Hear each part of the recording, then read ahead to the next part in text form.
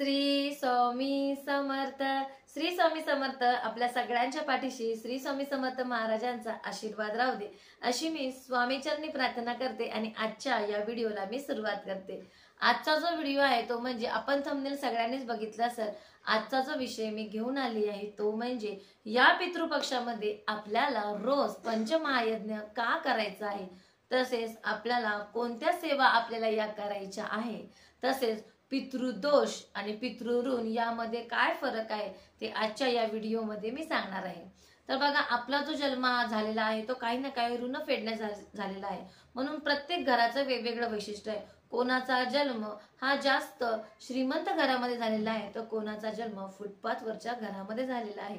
प्रत्येक आपल्या नियतीप्रमाणे हा जन्म घेत असतो. कोणी चांदीचा चमचात जेवण करायला आलेला आहे तर कोणाच्या नशिबात स्टीलची वाटी सुद्धा नाहीये. म्हणून आपण आपल्याला जो देह मिळाला आहे, आपण ज्या घरामध्ये आलेलो आहे त्या पितरांचे ऋण फेडण्यासाठी आपल्याला पंचमहायज्ञ करणं अत्यंत गरजेचं आहे. ज्या घरामध्ये नेहमी अशा आपण पितरांच्या या सेवा करत असतो त्या सेवा केल्याने आपल्या घराचं नंदनवन होतो. पितरांचा आशीर्वाद आपल्याला मिळतो. पितृलोकातून जेव्हा पित्र या पंधरवड्यामध्ये पितृपक्षामध्ये ज्या वेळेस धर्तीवर येतात तर आपलं हे कर्तव्य पाहिजे की आपण सुद्धा त्यांची मनोभावे सेवा केली पाहिजे, त्यांना तृप्त केलं पाहिजे, त्यांना आनंद आपण दिला पाहिजे. तर नक्कीच आपण या पितृपक्षामध्ये आवर्जून आपल्या पितरांच्या नावाने पंचमहायज्ञ आपण हे केले पाहिजे. तसं तर पंचमहायज्ञ वर्षभर आपल्याला करायचं आहे. ज्या घरामध्ये वर्षभर पंचमहायज्ञ हे होत असतात त्या घरामध्ये कशाचीच कमी पडत नाही. कितीही दोष असू सर्व निघून जातात, कितीही अडथळा असू तो दूर होतो. साक्षात भगवंताचा वास आपल्या घरावर राहतो, पितरांचा आशीर्वाद आपल्या घरावर राहतो. त्या घरामध्ये अपघाती मरण होत नाही. तसेच आपल्याला भगवंताचा आशीर्वाद मिळतो आणि आपली जी नियती आहे ती सुद्धा बदलती. येणारं संकट हे आपलं टळतं. एवढी ताकद या पंचमहायज्ञामध्ये आहे. तर कोणते पंचमहायज्ञ आहे तर 5 प्रकारचे पंचमहायज्ञ आहे. पहिलं म्हणजे ते आहे देवयज्ञ, त्याच्यानंतर आहे ऋषी यज्ञ, त्याच्यानंतर आहे पितृयज्ञ, त्याच्यानंतर आहे आपल्याला मनुष्य यज्ञ आणि त्यानंतर 5वा यज्ञ आहे तो म्हणजे भूतयज्ञ. 5 प्रकारचे हे यज्ञ हे आपल्याला रोज करायचे आहे साध्या आणि सोप्या पद्धतीने. आणि एका स्त्रीने ही काळजी घेतली पाहिजे की आपण पितरांची सेवा करत आहोत ती मनोभावे आनंदाने करायची आहे. आपल्या घराला आनंद मिळावा, आपल्या मुलाचं चांगलं व्हावं म्हणून सेवा करण्यापेक्षा आपल्या पितरांना आनंद मिळावा त्यांच्या सुखासाठी आपण जर प्रयत्न केले तर त्यांचा आशीर्वाद मग आपल्याला मिळतो. कोणत्याही मनात स्वार्थ न ठेवता आपण आनंदाने मनोभावे या सेवा आपण केल्या पाहिजे. साधी सोपी सेवा आहे. या पितृपक्षामध्ये रोज सकाळी आपण उठल्यानंतर आंघोळ केल्यानंतर ज्यावेळेस आपण किचन मध्ये जातो छोटासा पेपरचा तुकडा घ्यायचा आहे, त्याला गाईचं तूप लावायचं आहे आणि मग स्वयंपाक सुरू करायच्या अगोदर आपल्याला तो कागद हा गॅसवर जाळायचा आहे 1-2 मिनिटासाठी फक्त. तो झाला अग्नियज्ञ, देवयज्ञ. त्याच्यानंतरचा जो आहे तो म्हणजे आपल्याला ऋषी यज्ञ आहे. ऋषी यज्ञामध्ये सुद्धा आपल्याला काय करायचंय, कोणती एक छोटीशी चपात्या करायच्या अगोदर पहिली पोळी असती ती गाईचीच पोळी आपल्याला ही करायची आहे. पोळ्या करून झाल्यावर लक्षात आलं मग मला पोळी करायची असं नाही.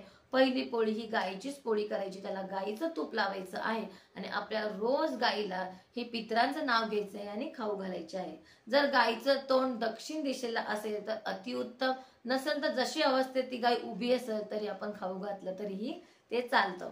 तिसरा यज्ञ आहे म्हणजे मनुष्य यज्ञ. म्हणजे आपण दिवसभरामध्ये कोणत्याही एका माणसाला आपण जेवू घालू शकतो किंवा गरीबाला आपण काही त्याला ज्या गरजेची वस्तू आहे ती आपण देऊ शकतो. असे फुटपाथवर किती मुलं असतात बघा की त्यांना खूप गरज आहे तर तुम्ही काही त्यांना पदार्थ घेऊन खाऊ घालू शकतात. तर तो झाला मनुष्य यज्ञ. आणि हे जाणून बुजून आपल्याला करायचं आहे, प्रयत्नपूर्वक करायचं आहे, कारण हे केल्यानेच आपले दोष हे दूर होतात. आपण हे करायचंच आहे, कंपल्सरी आहे असं म्हणायला काहीही हरकत नाही. आणि जो नंतरचा आहे तो म्हणजे आपण भूतयज्ञ आहे. ते आपण साखर, जी साखर असते ती आपण आपल्या घरातल्या कोण्याही कानाकोपऱ्यामध्ये आपल्याला ती ठेवायची आहे. म्हणजे मुंग्यांना ती साखर जाते, तो झाला भूतयज्ञ.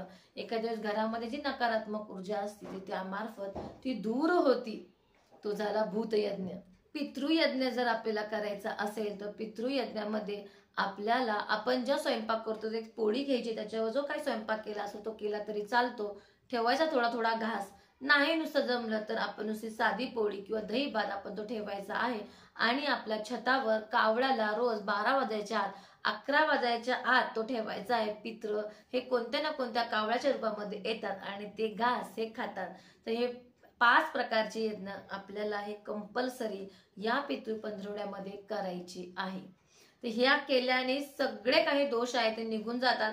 साधे आणि सोपे आहे. आता बघा, ज्यांना गयाला जायला जमत नाही किंवा नारायण नागबळी करायला वेळ नाहीये आणि रोज जर आपण गाईला पोळी दिली, म्हणजे गयाचं केल्याचं पुण्य ते गाईला पोळी दिल्याने हे दूर होतं. घरच्या घरी कोणती पूजा करायची गरज नाही, काहीच करायची गरज नाही. रोज गाईला मनोभावे आपल्या पितरांचं नाव घ्यायचं आहे. 33 कोटी देव तिच्यामध्ये ते सामावले आहे आणि तो आशीर्वादच, तो वरदानच तिला मिळालेला आहे. म्हणून गाईला आपण पोळी ही दिलीच पाहिजे.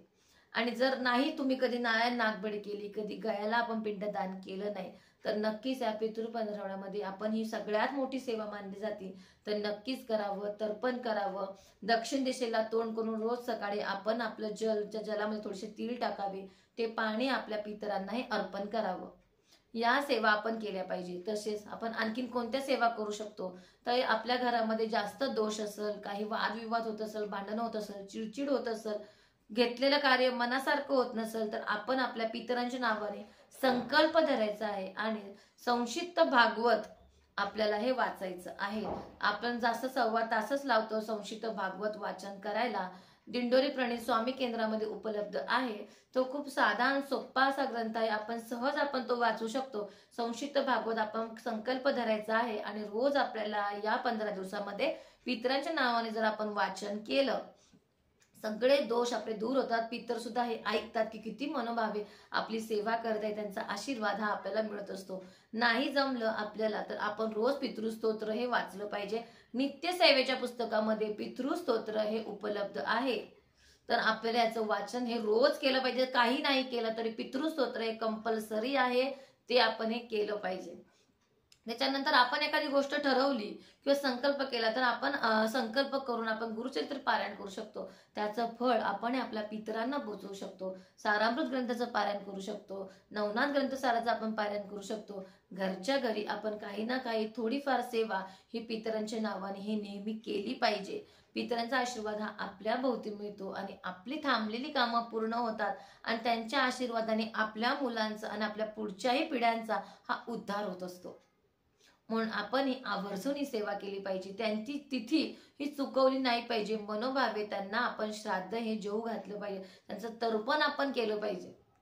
या सेवा या प्रमुख आहे, या केल्या पाहिजे. आता पितृदोष आणि पितृ यामध्ये काय फरक आहे, तर पितृदोष म्हणजे जे आपले पित्र हे गेलेले असतात त्यांच्या तिथीला आपण व्यवस्थित श्राद्ध केलं पाहिजे, पिंडदान केलं पाहिजे, नारायण नागबळी केली पाहिजे, त्यांच्या तिथीला श्राद्ध जेवू घातलं पाहिजे. आपल्या ज्या सेवा आहे त्या आपण या सेवा या केल्या पाहिजे. पितृऋण म्हणजे काय, काही पित्र हे वाईट कर्म करून गेलेले असतात, खूप वाईट काम त्यांनी केलेलं असतं आणि तो दोष आपल्या या पिढ्यांना, पुढच्या पिढ्यांना सुद्धा हा भोगावा लागतो.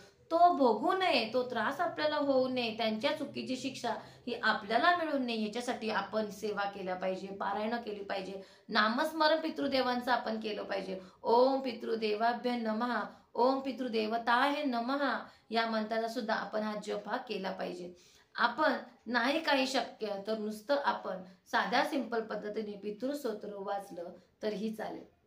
ज्यांना जे शक्य आहे ते आपण या सेवा केल्या पाहिजे. या सेवा केल्याने सगळे दोष हे दूर होतात आणि पितरांचा आशीर्वाद हा आपल्याला लावतो. आणि ज्यांनी तिथी चुकवली आहे, कोणाला मासिक धर्म आहे, कोणाला सूतक आहे, इर्दी आहे, तर त्यांनी सर्व पितृ अमावस्येला आपण आपल्या पितरांना आवर्जून जेवू घाला. कारण आपले पित्र हे पितृलोकातून हे खाली आलेले असतात, आपल्या दारात हे उभे असतात, ते पाहत असतात आपल्याला, फक्त वास घेण्यासाठीच ते आलेले असतात आणि त्यांना ही मनोभावे त्यांना आपली ही सेवा ही त्यांना अर्पण करायची असते. आणि सगळे दोष दूर झाल्यानंतर घरातलं वातावरण सुद्धा हे प्रसन्न राहतं. तर चला, मी आजचा व्हिडिओ माझ्या इथेच संपवते. मी सगळा व्हिडिओ माझ्या स्वामींना अर्पण करते. धन्यवाद. श्री स्वामी समर्थ. ओम स्वामी समर्थ.